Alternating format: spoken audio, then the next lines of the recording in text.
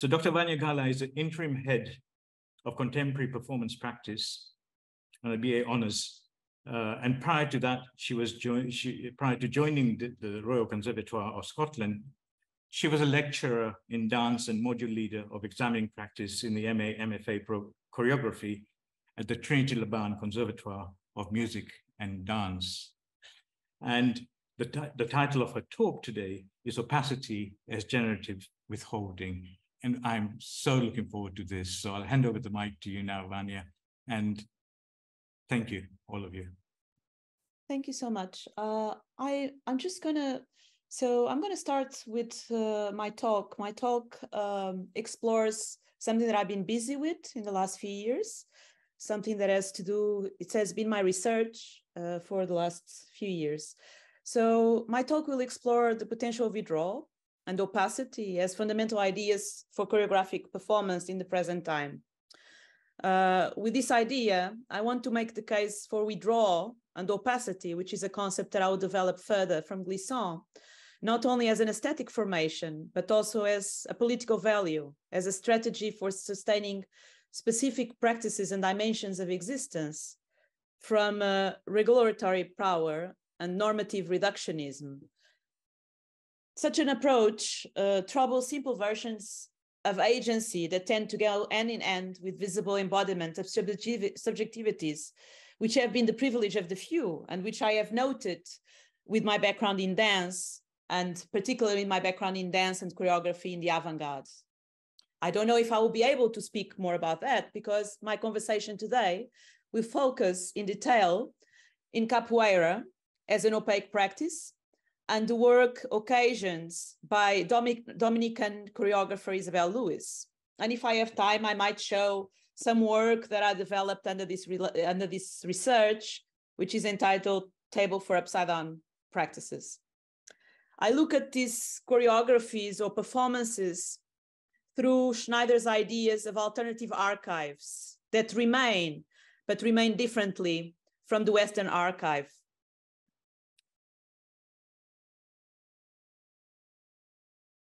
So I have been exploring performance from the perspective of negation in some ways. In other words, I'm looking at performances of refusal, and of refusal in relation to reductionism. And here I'm speaking about reductionism in the way Glissant, Caribbean Martinique thinker and poet Edouard Glissant, spoke about, as he refers to the imposition of Western-based hierarchies and homogenization that characterize the act of understanding the other by the West. So I've been looking at performances that refuse this reductionism. So in a way, today I want to think with these black opaque practices, which are characterized by strategies of withdrawal, and how these defy categories or even the tenets of what we would call the Western performance. So to do so troubles a certain dominant normative formulation within performance studies that relies on particular binaries that for us who work in performance are very familiar with. Presence and absence, being always present in the moment. Live and dead, so performance has to do with liveness and life, and subject and object. And homogeneous essences, interhuman activity, and the universal body. I can't count how many times I've been told about universal body in studying under my studies in choreography and dance all over the years, or even as I teach yesterday or today, as I came from teaching some ballet dancers. All the purifying processes and homogeneity of essences that populate performance and are often viewed as its primary elements. As American anthropologist Anat Singh says, the universal, as it too has been produced in the colonial encounter. Or as American dance scholar Susan Foster says in an interview in 2011, she points out, the universal is an ideological operation aiming at making a specific dance practice and corporal reality become the norm. In other words, I'm interested here today in the openings Black and Caribbean methodologies bring to the field and how they relate to the present time. Martinique poet and theorist Edouard Glissant, ideas of being in the world offer an important contribution on how to live, perform together under the present conditions of global modernity. His body of work sets out the Caribbean as a site of both trauma, but also a site of highly generative processes of assemblage and negotiations.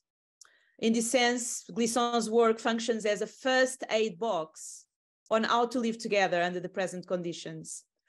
In a number of Glissant texts, starting with the Caribbean discourse and moving to the poetics of relation, opacity emerges as a central concept to talk about the African diaspora history, but also on a broader context about the relations between the West and non-West. In the film Edouard Glissant, on One World in Relation in 2010, Glissant refers to have first claimed the right to opacity in 1969 at a conference at the National Autonomous University of Mexico. In many of his talks, conversations, and texts, Glissant stresses the rights of people and things not to be understood, to resist full scrutiny by the other. His demand can be seen as a rejection to Western ways of understanding, authenticating, incorporating, extracting, that characterizes Western relations with the non-West.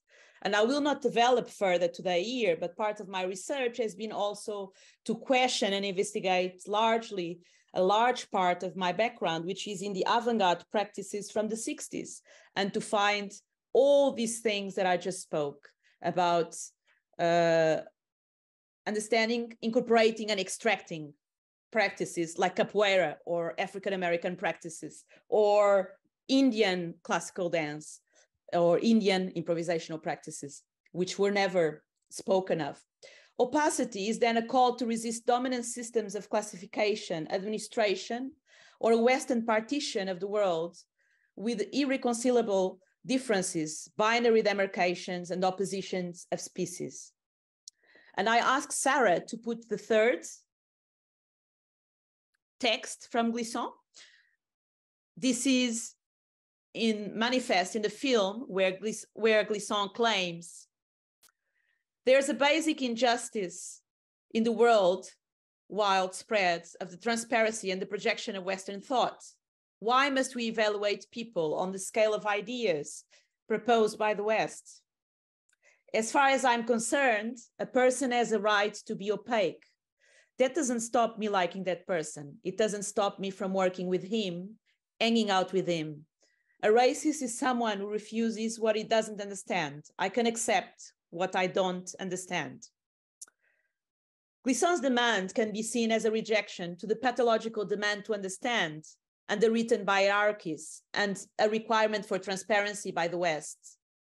Opacity means rejecting the Western homogeneity of essence. It alleges that the Western gesture of understanding, even if filled with the best intentions, is either a reduction of the other into universal categories or exoticism, which Glissant describes as an act of impossible transmutation into being other. And there's a very beautiful story about this. I don't think I'll be able to go into detail, but I really, challenge and, ask people to read it because it's a beautiful passage about the, a story that Glissant speaks and tells about the act of transmutation. Glissant's understanding that what is barbaric is imposing one's own transparency on the other is also key to address unequal politics beyond performance. Glissant's work with the concept of relation and accounts of the Creole Garden moves beyond binary oppositional discourse, opening space for ideas of difference and assemblage of dissimilars. Moreover, these ideas emerge as deeply embedded in the life and landscape of the Caribbean. In other words, ease is an invitation to inhabit the world differently, a world that recognizes and acknowledges the relationship and entanglement between different people and landscapes, between the air, the water, plants, animate and inanimate things. So I want to go to more in detail what I wanted to talk about, and I will be talking about capoeira. And I'm just thinking about capoeira and the choreographies of Isabel Lewis, which are in a way a stark reminder of the potential forms of intervention that rely on the unseen, or even the political potentiality of remaining or adopting the hidden. So these two cases that I'm speaking about, they invite us to reassess the different alliance between visibility and critical potentiality. And under the current times when arts, history, and ethics are judged by their ability to disrupt what is visible and sayable, this is of the uttermost importance. So against this backdrop, it might be feasible to engage with aesthetic operations that rely on the opaque or as strategic withdrawal. Doing so is to prioritize other relations and formations that are in direct relation with the challenges arising also from our times.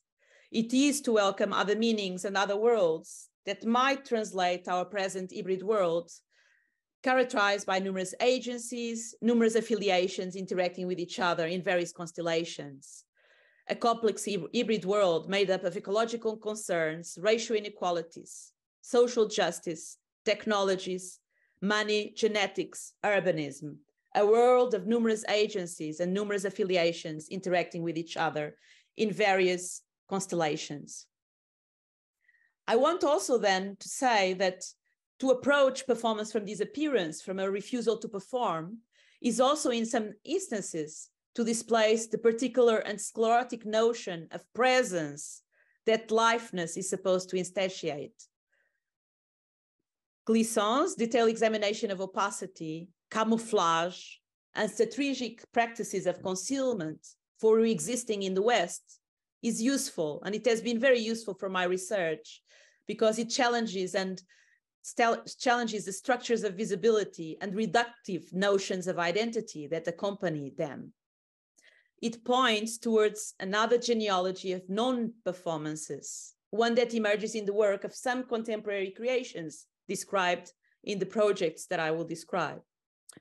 People historically relegated to the margins often used multiple strategies of opacity, ranging from storytelling, the creation of Creole languages, sounding like European languages, but cryptic for the colonizers. I can think about the Creole that is spoken in Cabo Verde, or the Creole that is spoken in São Tomé, to physical practices like capoeira, a martial art often disguised as dance, or even celebratory practices of one's own gods, camouflaged as the colonizer's religion, such as candomblé. These are forms of resistance in order to claim the right to be illegible and indecipherable in the face of a totalizing universalist agenda that purports to speak in their place. In this regard, opacity is an operation that reverts a vulnerable visibility into a highly impenetrable presence. And I think this is a very important thing to think about, particularly for us that work in performance. So opacity, emerges as an operation that reverts a vulnerable visibility into highly impenetrable presence.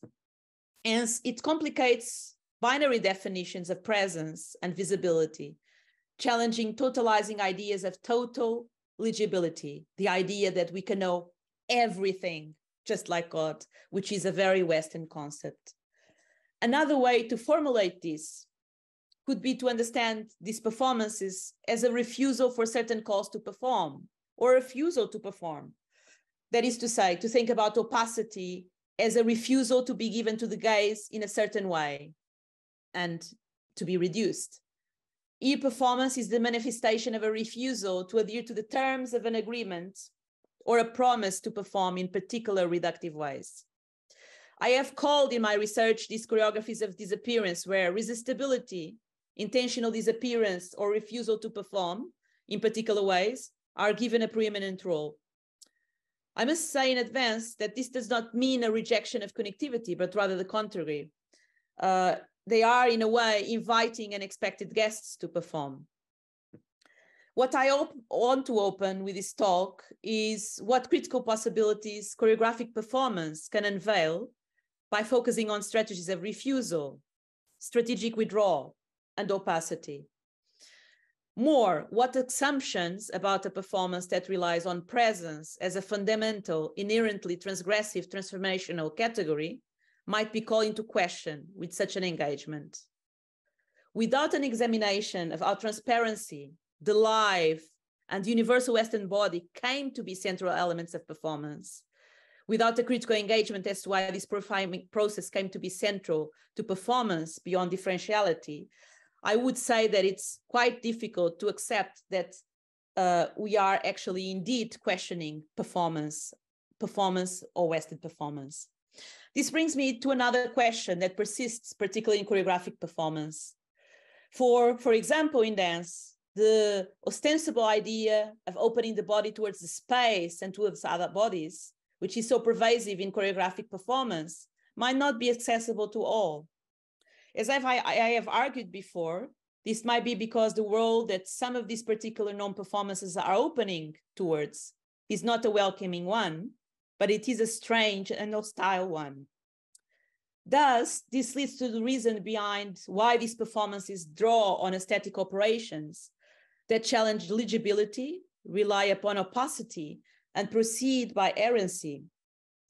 In this respect, I follow the path of Saadia Hartman's project of excavating further in order to bring attention to these other genealogies of performance, one of non-performances that rely on opacity for their expressivity and that follow the patternation of Black Atlantic. So I want then to start speaking about these kind of performances that opened because they are conceived in places that are not really welcoming. And one of them that I would like to speak and to start speaking about is about capoeira. The capoeira circle constellation was a form frequently used in improvisation and contemporary dance today, rarely spoken about. I still remember going to dance classes and people introducing me a circle as a new thing that the avant-garde dance practices from the 60s had invented.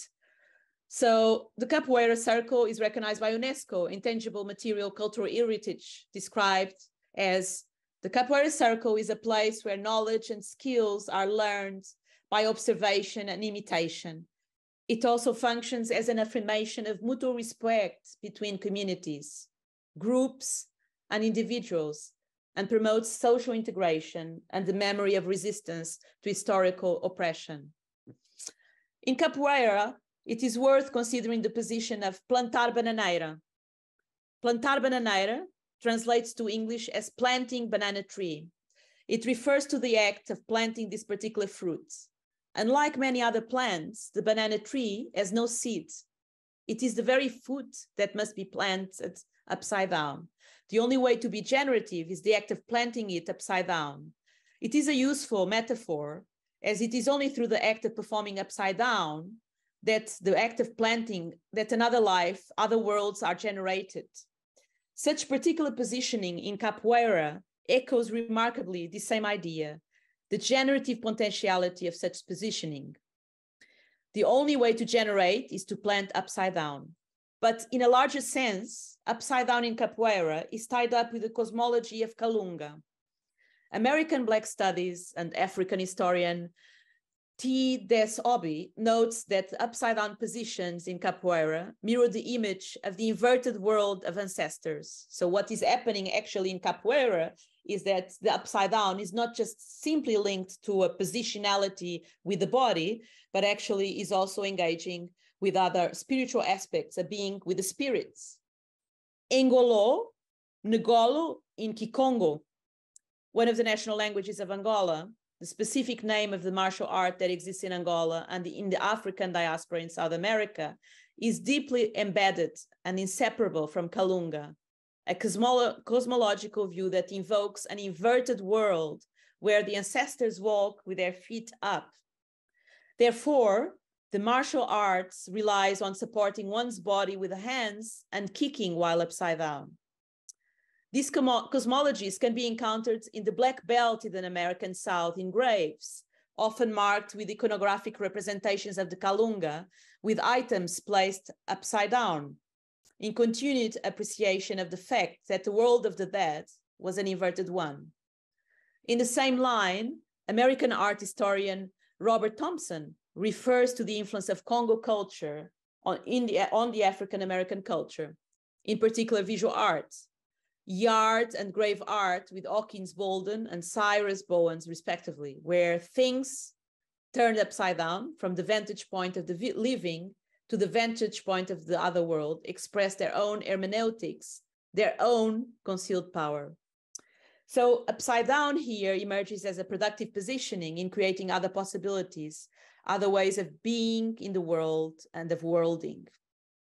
In this generative sense of plantar bananeira, that is signaled in various ways in some of my practices also, it materializes, I have expressed it and materialized it in many ways, with objects, with tasks and scores, and even with an initial map of the world displayed upside down.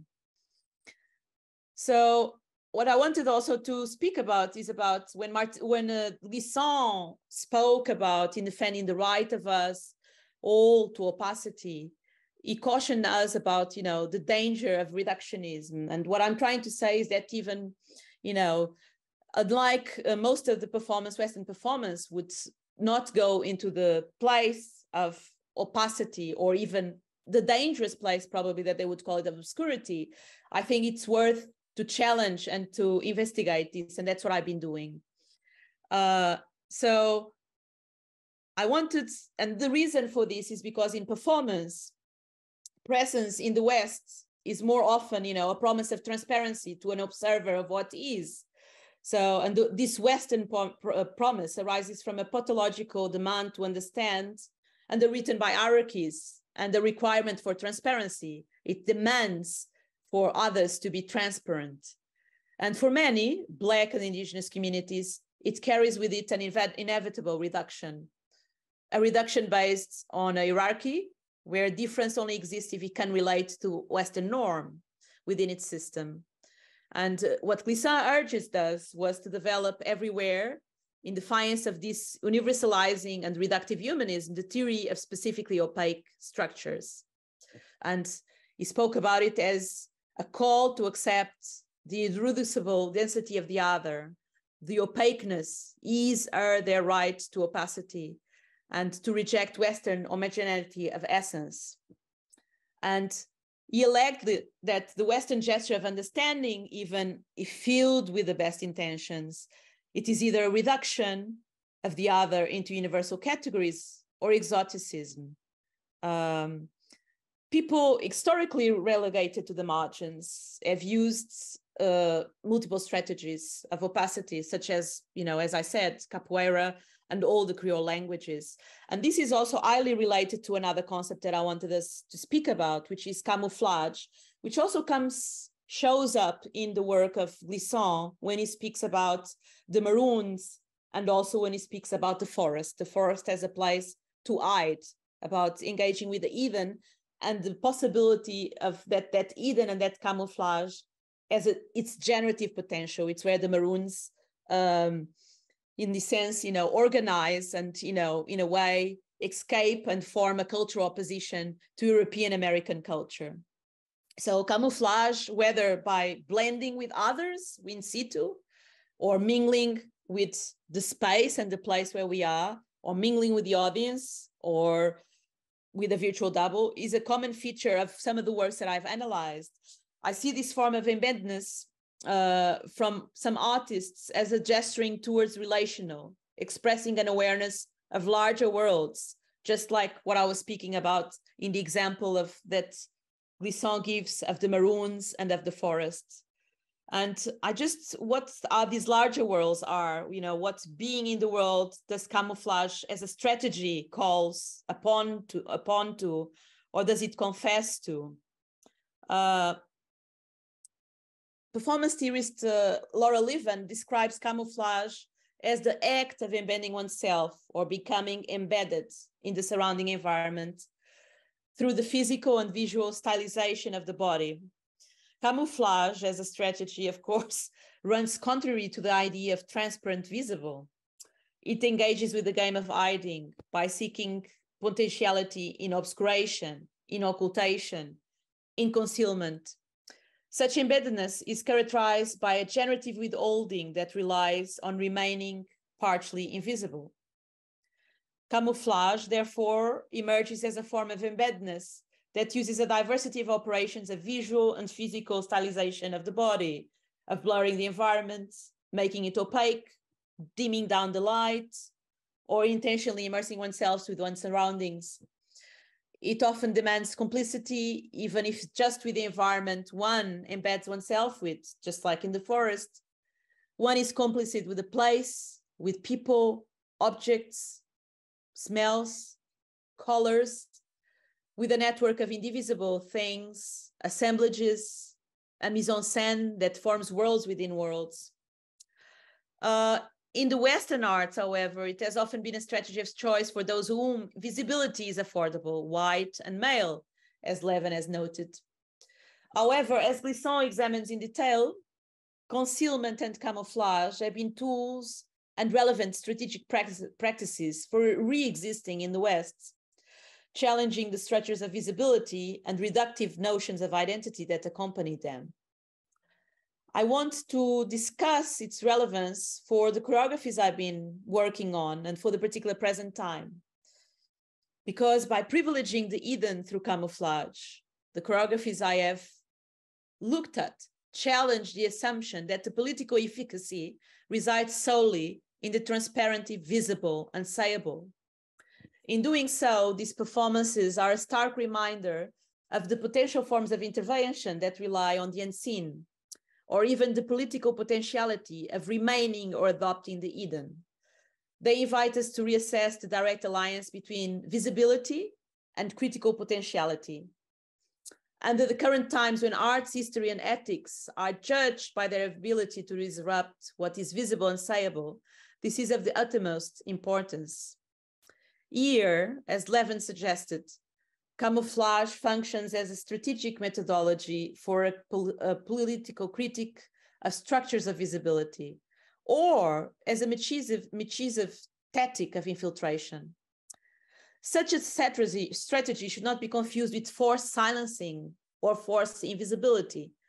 It is quite the opposite, for as Boaventura Sousa Santos, Portuguese sociologist, reminds us, it cannot be assumed that silence of the oppressed is always the result of imposed silencing. It might actually be a silence of revolt or protest against an imposed silencing. For to choose to remain hidden can also be a protest, a form of dissent, a strategic demur, a manner of resisting in opposition to a disappearance into obscurity or reduction.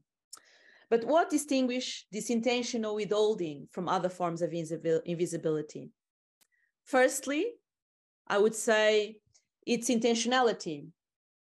In the performing arts, this aspect is a matter of less importance, as mostly performing artists in the West, performing is a choice, a chosen act, even if under the influence and coercion of the market and other institutional forces or dispositives.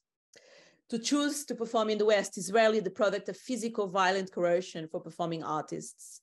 These performances of the hidden is intentional, not reactive. If we look at camouflage as a negation, a refusal to be given to the gaze in a certain way, to be reduced, we must then look closer at the meaning of this negation. Or better, we must look at what that refusal negates. For some of the artists, such as Isabel Lewis, I would argue that camouflage is a way of rejecting the Western homogeneity of essence. In her case, through camouflage, she troubles facile versions of identity that often operate on principles of an impossible transparency, immediacy, authority, and authenticity. It is through camouflage that her choreographies propose other ways of listening, account for the virtual, or trouble simple versions of identity, or invite the experience of distinct bodily cultures.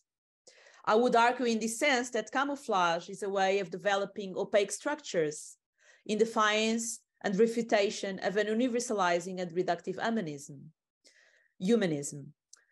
So these practices, in a way, are a means of safeguarding certain practices and dimensions of existing from regulatory power. In this respect, Lewis' intervention at the Tate is extremely rich. If Lewis sees herself as a host our invitation could be best described as an invitation to the opaque. So the work Occasions, performed in 2017, could be seen as a compilation of various ways of putting camouflage into operation in choreography. It is as if Louise invites her audience into a place where unrestricted possibilities for camouflage are available and exploitable. Yet this is done more as a suggestion. It's more a facilitation rather than an imposition. This predisposition for blending is facilitated by Louise through also the way she constructed complex performative plays, which in a way, as I witnessed and experienced, it actually, in a way, echoed to me the descriptions of Glissant of nature and the forest in his texts, and also his descriptions actually of the Creole garden. Louise is a facilitator of the performance, but more importantly, an architect and an inventor that fabricates a fictive place for the liveness of the Eden to take place. So this work was distributed along 2 rooms in the tanks down, if everybody knows this space. And the tanks are very much concrete kind of rooms, large rooms that were filled with plants and green. So Louise invites the performance and audience alike to a variety of experiences with her choreography. So there is no front, there is no audience designated space. You can circulate where you want. One of the rooms is almost completely in complete darkness. And the other one is also very dimmed down, very light, very little light is in both rooms. The lighter, the darkest one, has forestation, from plants to trees to various huge, tree-like structures, and is invariably occupied by a regular DJ. We can't even see the DJ, but we can see in the middle that somebody, which is usually, it's Louise herself that is sometimes coming to DJ. A diversity of soundscapes and smells and on and off sounds are brought by the DJ, and they radiate into this black chamber and propagate themselves into both spaces, interconnecting them. They're always kind of interconnected, always in relation, in very opaque ways. They highlight the unusual prolific, infiltrative, generative capacity of choreographies that rely on all that is not visible and transparent in that sense. Randomly, performers appear to dance without announcement in between the crowd in both locations. And their performances convoke also a diversity of dances. So the initial dance, I remember, was performed along both rooms, and it was already happening at the audience's arrival. And elements of Black popular dances characterized by sensual, snaky, and curvy full body movement forms were also performed for a long time in those rooms. And other distinct dances happen through the performance, alluding to a diversity of bodily cultures. A new horizontal dance, not dissimilar to, echoing, popels, crawls, or kizomba, a social dance originating from Angola, which I'm very familiar with. So in that sense, Louis' creation also echoes Ed's and Gravina's description of capoeira as a mode of creatively contesting dominant narratives and identity and difference. In their description of capoeira practice as a worlding activity, they emphasize its normative aspect by privileging variation and uncertainty. It is as if Louis' construction of plays is a large capoeira roda, where audience and performers alike are invited to participate in any chosen form. On the dance floor, performers and audience alike dance together or engage in conversations while drinking or eating together. And if kizomba is invariably danced in a duo, kizomba, the Angolan social dance, mainly performed originally in the 80s and in the 90s, but particularly in the 80s, involving close contact between the couple and vertical transport of the bodies through space, it entails hip and very snaky virtuous stepping. Then, for example, the other long fragmented sequence of horizontal dance as a radically distinct quality, relying on linear, direct, compact body that uses the ground as a major movement generator, ranging from horizontal dance to social dance like kizomba. The distinct dance forms performed interrupt fixed conceptions of identity, even as they spur and novel forms of identification. The fact that such creation occurs inside an institution like Tate Modern is worth some reflection. So it also is worth to think, how can a Black artist provide a space for diasporic practices to exist within a space built on slave labor, within a gigantic white cube? Well, for Louise, the answer comes in the fabrication of a blurred space, and that's what she achieved, or better. Louis' answer comes in the form of a darkness that invites the audience to experience a diversity of choreographies that range from the audience circulation of bodies and performers' body choreographies to numerous soundscapes, conversations, but also smells. So this blurred zone opens people to a diversity of unexpected situations, generating an unusual network of experiences and relations. And under such setting, and this is what really Louise, in a way, fabricates, she favors exchange via conversation, via dancing kizomba, listening to DJing, listening to sampling between dancing, conversation, eating, smelling, and refuting the primacy of the visual as a primordial force for understanding an experience. Smell and varied degrees of darkness change perception and reduce the audience optical capacities in the different rooms. So here it is really the darkness and the obscure quality of the room that actually favors conversations, experience, and exchange. And contrary to the present tendency to value the ability to disrupt the visible and sayable, Louise invites her audience to experience distinct bodily cultures and to account for other experiences in darkness by withholding from transparency.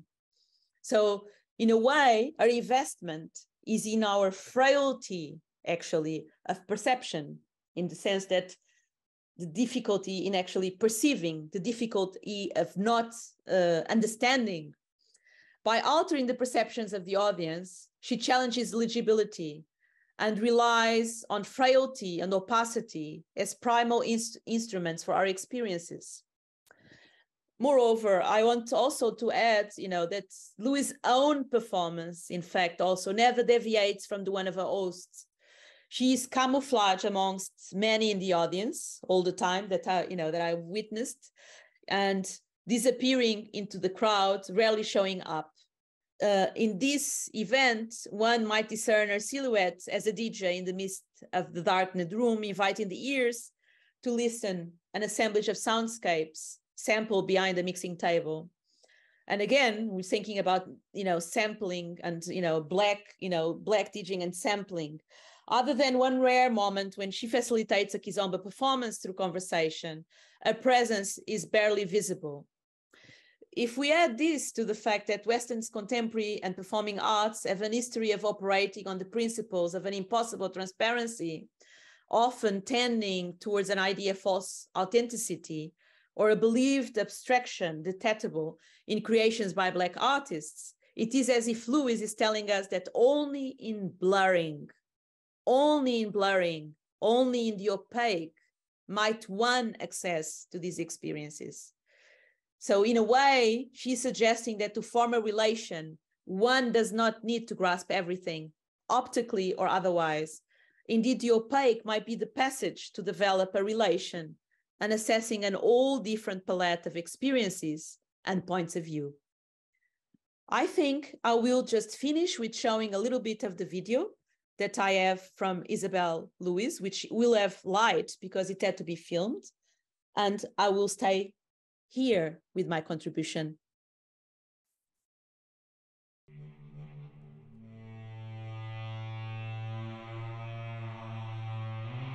When visitors head down the spiral staircase, they'll be entering a kind of very sensual environment, lush in a way. Gardens are, for me, a very central, let's say, reference point for the occasions. The invitation is always there to dance, to taste, to smell, to speak, and to interact.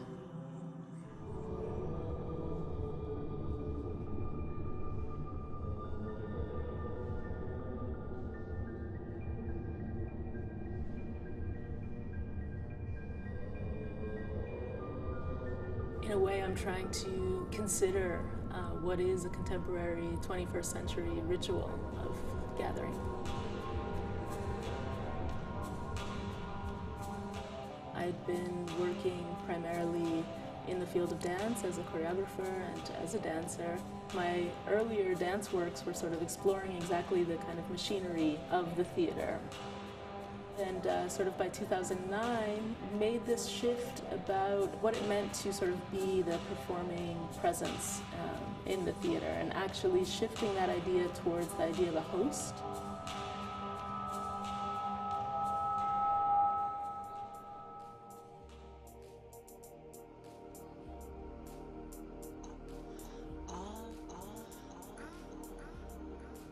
Think about choreography much more now in terms of in what way is it shaping the energy of a particular space, rather than, what is the movement vocabulary. For me, it becomes fun to think about, how can I address these different aspects of what it actually means to be human, and bring us out in a certain way, bring out our own kind of bodily awareness to a situation. Is it a space where people can experience themselves, can experience beauty, can experience their interrelation with objects or with plants, with other species?